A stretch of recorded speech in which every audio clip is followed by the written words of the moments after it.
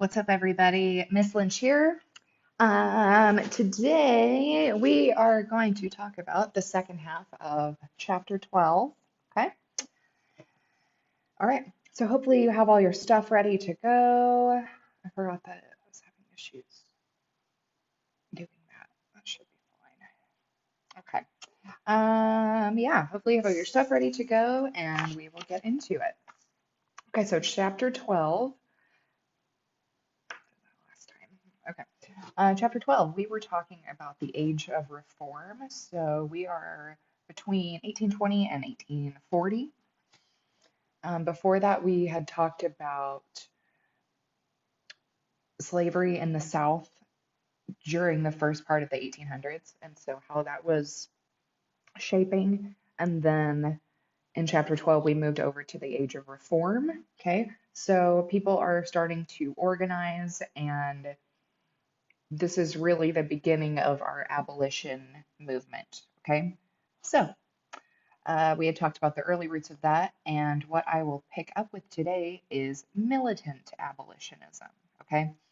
So it's becoming much more serious during this time. All right. So that is the slide that I'm on, militant abolitionism. Okay. So a new generation comes about during this time in organization. So our new generation of reformers demanded immediate abolition of slavery. They declared that slavery was both sinful and a violation of the Declaration of Independence, which we've talked about lots of times. I've pretty much hit on it most lectures. The definition of freedom and liberty, who deserves it. That went back to the Declaration of Independence whenever the founding fathers were determining those definitions. Okay, so this is all coming to a head at this point. Okay, we have works like David Walker's An Appeal to the Colored Citizens of the World, which was an indictment of slavery and racial prejudice. He used both secular and religious language, which is something that we see in social movements. The use of biblical texts to appeal to larger audiences. Okay, so to cover more bases, yeah, he used secular, so non-religious, and also religious language. Okay. In 1831, there is the Liberator, uh, the first appearance of it, which was William Lloyd Garrison's weekly journal coming out of Boston. And this gave a new tone to the abolitionist movement, a permanent voice, if you will. And some of Garrison's ideas appeared a little too radical for the mainstream, but his call for immediate abolition was echoed by many in the movement. And he also rejected colonization. Okay, so spreading the abolitionist movement, like I said, we're really getting into this generation of it. So leading up to the Civil War, okay? So this is really, yeah, this is the last generation of that growth before we get into an all-out war, okay? So abolitionists during this time recognized the democratic potential in the production of printed material, so newspapers, right?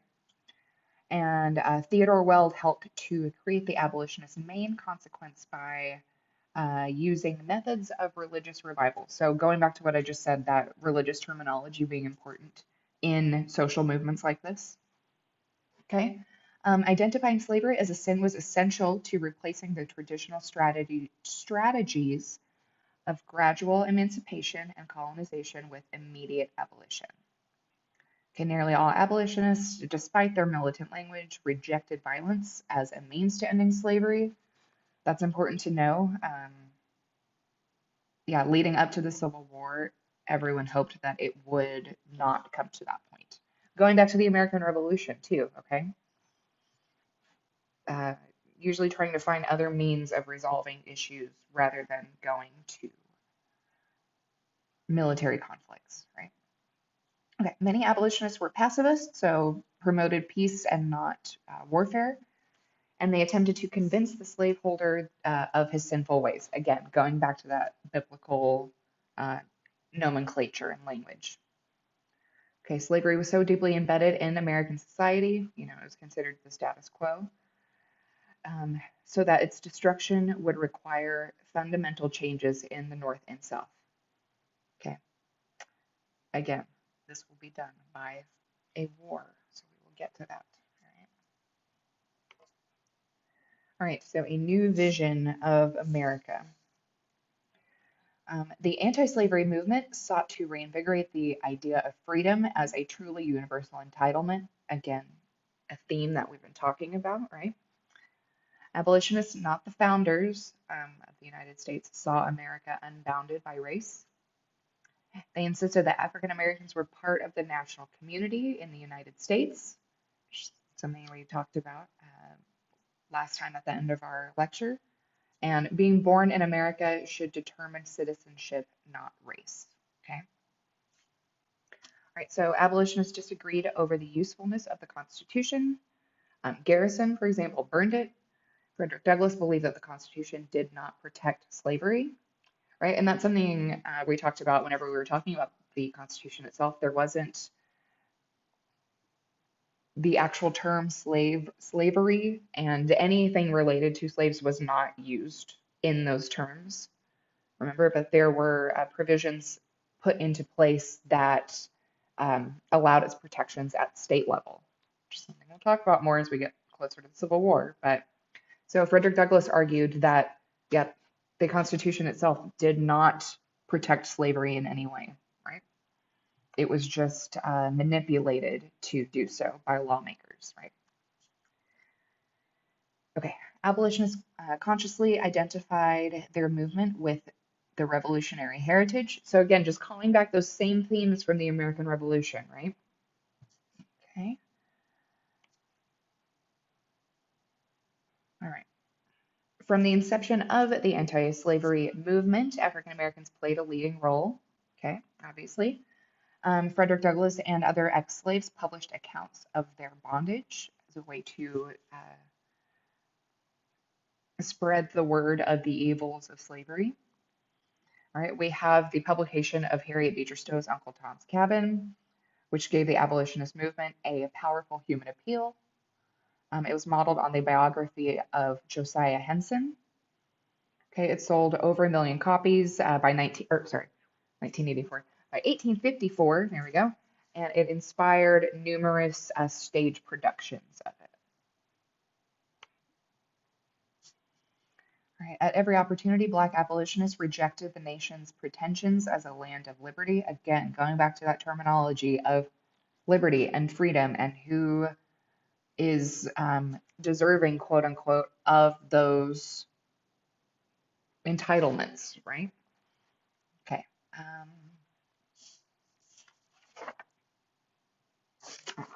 African American abolitionists developed an understanding of freedom that went well beyond that of most of their Caucasian contemporaries, which makes absolute sense, right? They also articulated the ideal of colorblind citizenship, which goes back to the last slide. And Frederick Douglass famously questioned the meaning of the 4th of July. Again, just going back to those same terms, liberty, freedom, who's entitled to have those, okay? So,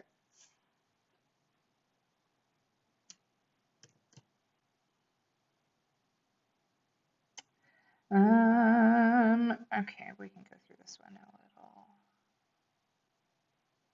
briskly, if you will. Okay, so abolitionism created hostility from Northerners who feared that the movement would eventually lead to war, which it does. But it would also interfere with the markets, our factory system in the North, right?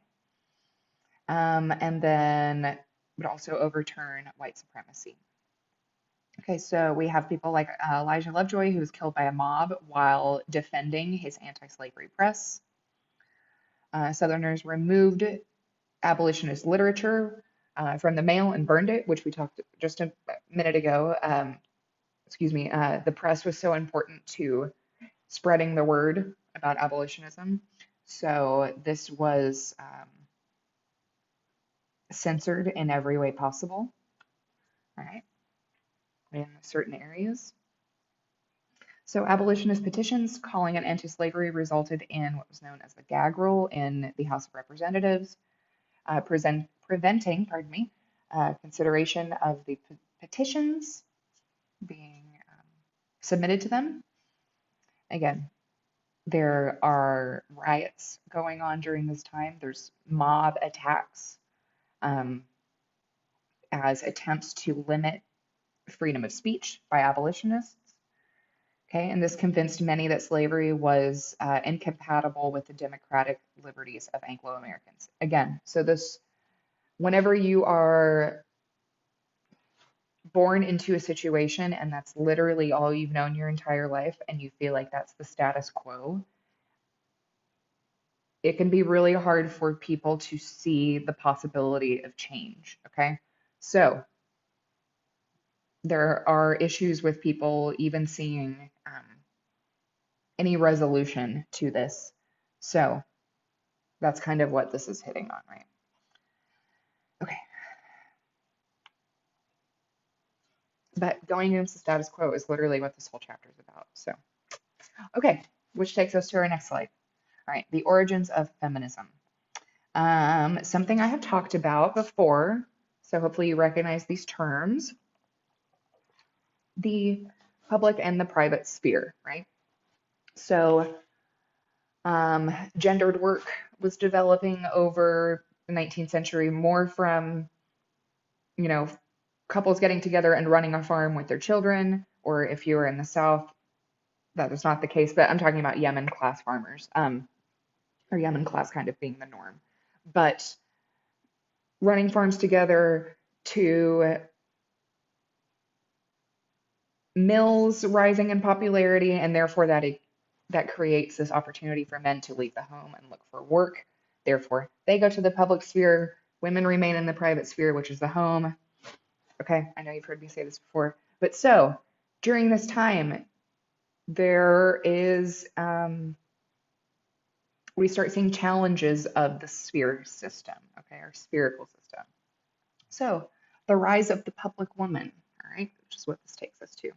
And again, this ties going against the spherical system. This goes back to Republican motherhood and the idea that it is important for women to be educated and involved in politics. Although early on it was so that they could raise well-rounded sons to become politicians. But now we begin seeing this conversation that it's important for women to be involved in those things for themselves as well. All right. So that is kind of the notion of feminism in itself. All right. So equality of the sexes, that's feminism in its most basic explanation. All right. Okay, but so the rise of the public woman. Start seeing women getting involved in politics. Yeah, feminism and women's rights will be a part of that, but largely women are organizing, focusing on abolitionism and ending slavery. Okay, that is the main theme of the time. All right. Okay, so women begin getting involved in politics, and they are instrumental in the abolitionist movement. All right, the public sphere was open to women in ways that government and party politics were not. So they could fundraise, and fundraising is kind of a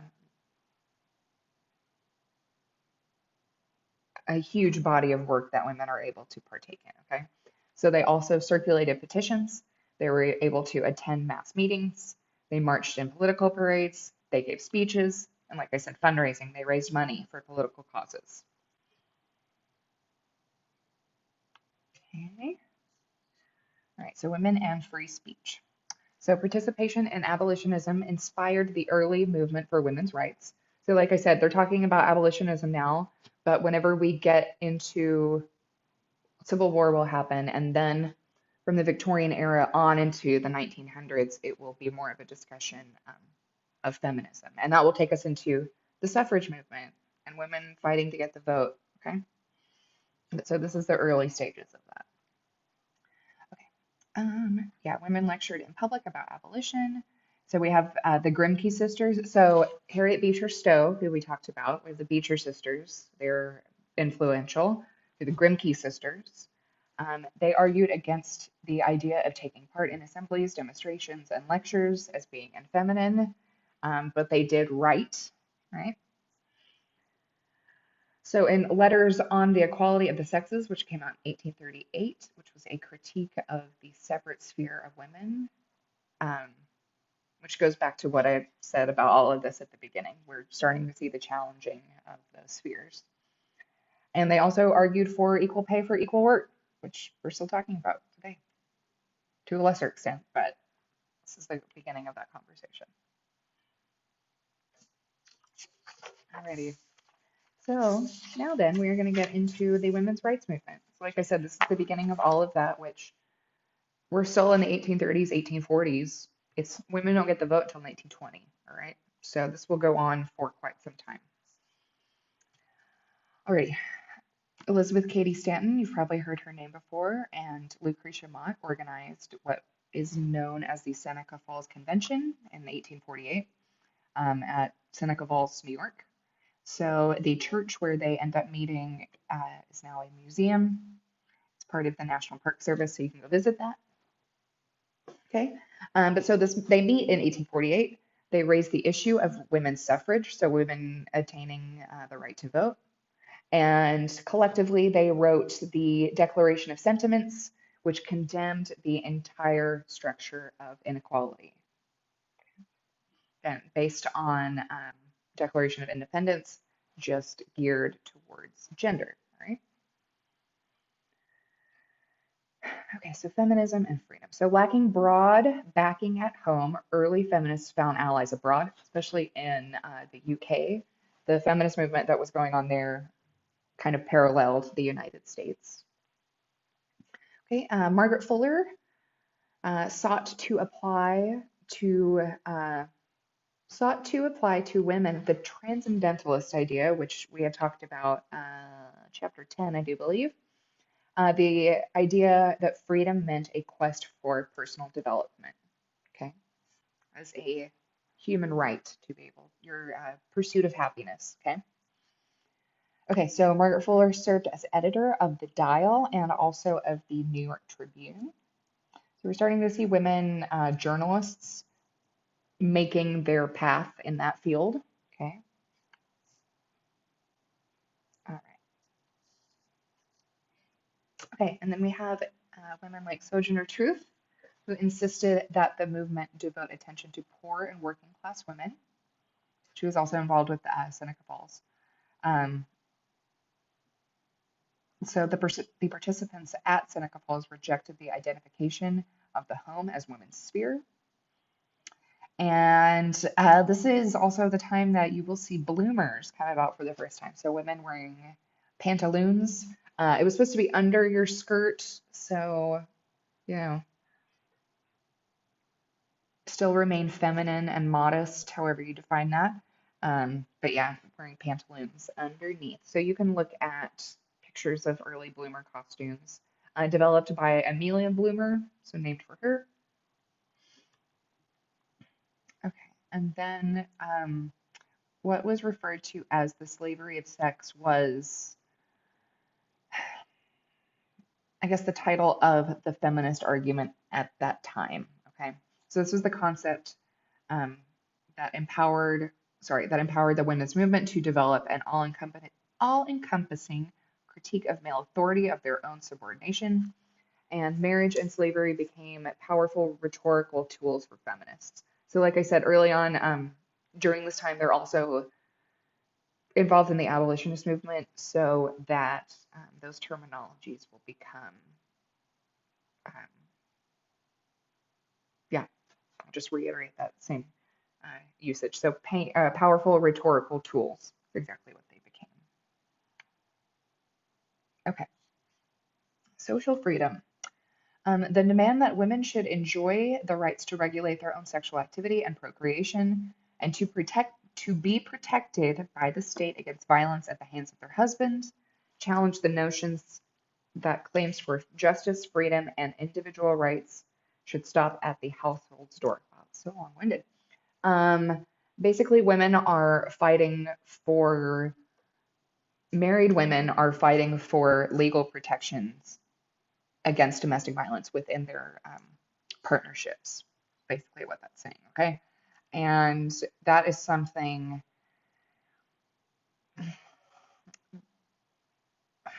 really start to see. Actually, no, it does start in the 1840s through the 1880s. That will be a big shift in women seeking divorces. Domestic violence will become a recognized causation, because leading up to this, you had to have physical proof of abuse to file for a divorce. And so the idea of mental psychic abuse without physical proof uh, establishes itself within women's rights, within women's legal protections. Okay, but so this really starts developing during the mid 1800s. Okay.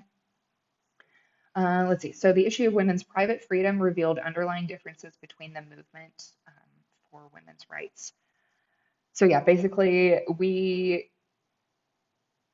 the personal is political. We know that and we say that now, but there's still a divide happening during this generation that we kind of have to get past. Okay.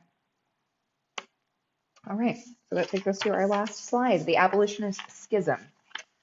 So when organized, abolitionism split into two wings in 1840, and the immediate cause was a dispute over the proper role of women in this movement. Okay, the American Anti-Slavery Society favored women in leadership positions, while the American and Foreign Anti-Slavery Society did not. Okay, so that just goes with what I've been saying throughout these last few slides. Abolitionism and feminism were very intertwined, and so this just shows that it got to that point where it actually divided the movement. Okay, and then, well, I don't have to get into all of that, but the two movements, although remaining hand in hand, they will be, and maybe this is just something that was done kind of in the media, but the two movements will be kind of pinned against one another to create a competition for no reason, when everyone, they are trying to work together, but in this larger sense, when there's a division that's created, it kind of naturally creates a competition, which is unfortunate. Okay, let's see this last bullet point. So the Liberty Party, which comes out of this, was established in hopes of making abolitionism a political movement, which is what we are starting to get into. So we'll see that more in chapters 13 and then 14 as we get into the Civil War. Like I said, this is really that last generation before we get into that. So we're getting to that point, all right. Okay, well, that is where chapter 12 leaves off. So if you guys have any questions about anything, please email me. If I need to make any announcements, I will post them on D2L for everyone to see. So otherwise, you guys are doing great. I know there have been just so many things happening, but just keep on going. We're doing it. We're doing the things, okay? So if you guys need anything from me, please shoot me an email. Otherwise, I will see you back for chapter 13, okay? All right, see you later.